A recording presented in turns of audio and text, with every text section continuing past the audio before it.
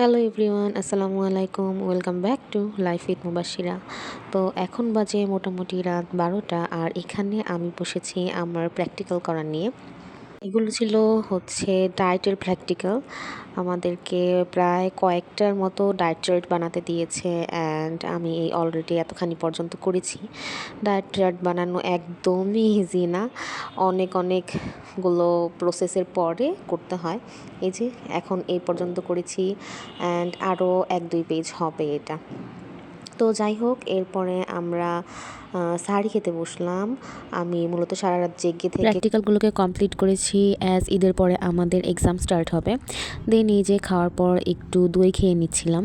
দেন নামাজ পড়ে কিছুক্ষণ কোরআন শরীফ পড়ে ঘুমিয়ে পড়েছিলাম। এটা হচ্ছে একদম সকালের ভিডিও। সকালে উঠে আগে বিছানাটাকে একটু ক্লিন করে নিলাম। তারপর সাহারিতে যে সমস্ত প্লেট বাটিগুলো ছিল সেগুলোকে ক্লিন করলাম।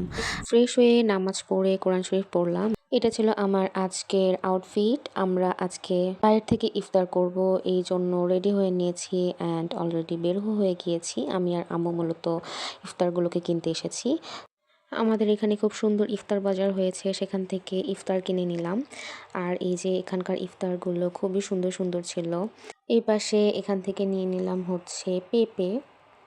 ইফতার বাজার ছাড়াও আশেপাশে অনেক রকমের দোকান ছিল, সেখানে ইফতার নিয়ে বসা হয়েছিল। তো আমরা এখান থেকে আরেক আইটেমের ইফতার নিয়ে নিলাম।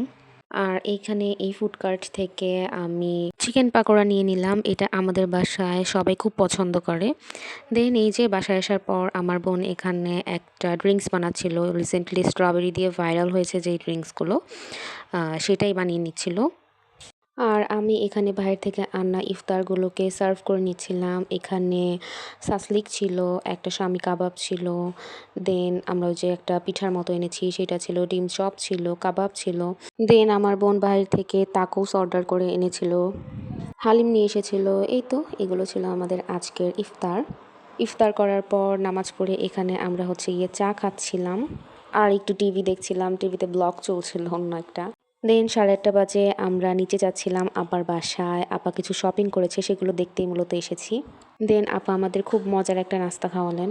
এটা অনেক হেলদিও ছিল আর আমার কাছে খুবই টেস্ট লেগেছে। থ্যাংক ইউ আপাকে এত মজার একটা খাবার খাওয়ানোর জন্য।